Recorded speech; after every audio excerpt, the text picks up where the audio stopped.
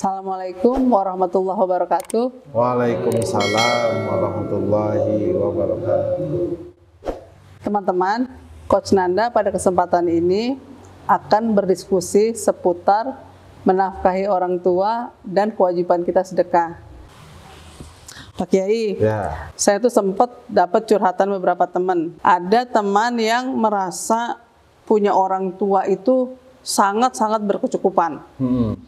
Tapi udah lansia. Nah, itu dia wajib nggak sih menafkahi orang tuanya, kaitannya dengan membayar infak sodakoh gitu? Mana yang lebih penting? Kadang suka gini, saya ngasih orang tua saya orang kaya. Tapi apakah kalau dua-duanya gitu, saya sedekah juga, ngasih orang tua juga, kayaknya belum bisa gitu. Nah itu gimana tuh Kiai? Baik, pertanyaan yang bagus, dan itu sering terjadi, ada berbagai permasalahan yang seperti itu di masyarakat. Yang kita mesti ketahui dulu adalah hukum menafkahi orang tua. Itu dulu, kita berangkatnya dari sana, jadi biar kelihatan. Hukum menafkahi orang tua itu hukumnya wajib apabila orang tuanya tidak punya harta, tidak punya biaya untuk hidupnya. Itu hukumnya wajib. Tapi kalau orang tuanya punya pensiunan, nah berarti tidak diwajibkan. Posisi wajibnya itu ketika orang tua tidak punya harta, tidak punya biaya untuk hidup, maka wajib bagi anaknya menafkahi orang tuanya.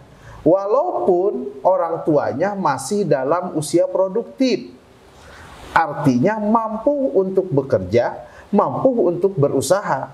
Tapi kalau orang tuanya tidak punya biaya hidup, wajib anaknya untuk menafkahi orang tuanya. Anak laki-laki atau anak perempuan sama? Ya, terlepas. Walaupun nanti yang paling dahulu, yang paling wajib itu, yang paling didahulukan itu anak laki-laki tentunya.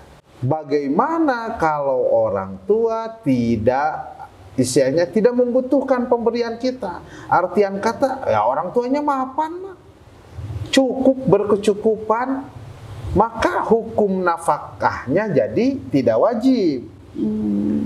Lalu kalau bersinggungan antara sodakoh dan nafkah yang wajib ke orang tua, maka yang mesti didahulukan adalah menafkahi orang tua yang membutuhkan. Nah itu, jadi kita mesti tahu berangkatnya dari sana dulu. Lalu bagaimana kalau sodakoh bersinggungan dengan menafkahi orang tua yang mampu ataupun yang mapan? Maka tetap sodakoh yang paling utama itu ke orang tua dulu. Tetap ke orang tua dulu. Jadi jangan sampai ke orang lain sodakoh, tapi orang tua itu kita tidak memberi kepada orang tua. Misalnya gini Kiai, saya kayaknya cuma bisa beliin pulsa orang tua saya gitu, gimana tuh? Maksudnya masa mau dibilang menafkahi orang pulsa gitu, nah misalnya gitu ya. Apa gimana tuh di mata Allah tuh gimana? Ya kan kembali lagi masalah nafkah itu ada batasannya, ada ketentuan. Pulsa itu bukan nafkah. Oh bukan? Bukan. Nafkah itu sandang, pangan, papan, itu nafkah. Di mana ada nafkah pulsa jadi nafkah? Nggak ada itu. Nggak ada pulsa jadi nafkah. Enggak. Itu ya sedekah aja lah, memberi saja. Hadiah gitu. Saja gitu. Tetapi tetap yang menjadi patokan utama kalau dalam bersinggungan antara sodakoh kepada orang tua yang mapan, apakah sodakoh kepada orang yang membutuhkan. Yang kita lihat itu adalah kadar tingkat kebutuhannya. Kalau ini benar-benar orang sangat membutuhkannya, utamakan aja dulu itu. Tetapi nanti kalau kita punya, tetap orang tua juga mesti dikasih, terlepas nerima atau tidaknya, dikembalikan lagi atau tidaknya, itu hanya bentuk perhatian kita saja kepada orang tua. Jangan sampai kita sodakoh kepada orang lain, tapi ke orang tua cuek-cuek aja. Itu sangat tidak dianjurkan. Seperti itu. Misalnya ada nih Kiai, sebuah keluarga, orang tuanya masih punya pensiun, berarti kan mampu ya. Mampu. Tapi orang tuanya tuh gini, pokoknya mama papa nggak perlu dikasih yang tadi sembako misalnya bulanan, tapi pokoknya kalau mama papa mau jalan-jalan ongkosin ya. Nah itu gimana tuh? Karena bentuknya sebenarnya hadiah ya, misalnya tiba-tiba pengen jalan-jalan ke Bandung, pengen jalan-jalan ke Jogja gitu kan. Iya, secara konteks hukum, konsekuensi hukum itu tidak wajib dipenuhi, tidak wajib karena bukan nafkah. Tetapi kan birrul walidain, membahagiakan orang tua. Walaupun kita juga mesti tahu nih, ini keinginan orang tua itu berbenturan nggak sih dengan hukum? Ya jangan sampai misalkan orang tua mau liburan tapi di dalam liburannya itu maaf misalkan ada ke tempat-tempat kemaksiatan, ya berarti ya jangan dipenuhi lah gitu.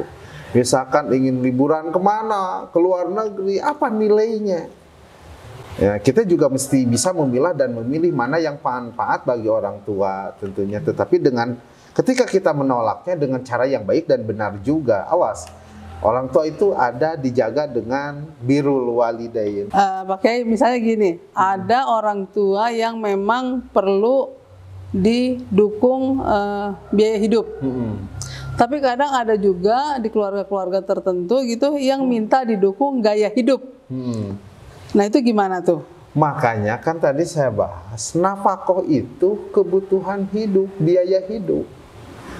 Jadi kalau masalah didukung untuk gaya hidup tidak ada kewajiban sama sekali. Bahkan kalaupun nanti ini gaya hidup itu lebih cenderung kepada dhayaul mal atau menyia-nyia harta ataupun israf berlebihan, nanti bisa masuk kepada hukum haram masuknya. Jadi sudah bukan kebaikan lagi, tetapi sudah masuk kepada hukum haram. Itu. Nah, makanya kita mesti tahu tarif birosamnya, tarif bilhajnya, ataupun tarif bitamsilnya, tarif istilahinya, batasan tarifnya, ataupun contoh dari tarifnya dari satu permasalahan seperti bab nafkah. Jadi bukan memenuhi keinginan nafkah itu, memenuhi kebutuhan. Itu yang mesti digaris bawah itu, memenuhi kebutuhan. Bukan memenuhi keinginan, karena rata-rata kebanyakan orang itu yang ingin dipenuhinya itu keinginan. Kalau kebutuhan rata-rata tercukupi, itu aja sih sebenarnya. Terima kasih Pak Kiai atas penjelasannya. Ya, sama-sama. Teman-teman, demikian tadi uraian dari Pak Kiai Deden seputar pentingnya menafkahi orang tua dan pentingnya menunaikan infak sedekah. Mudah-mudahan pada kesempatan ini menambah wawasan teman-teman sekalian terhadap apa yang diuraikan oleh Pak Kiai tadi.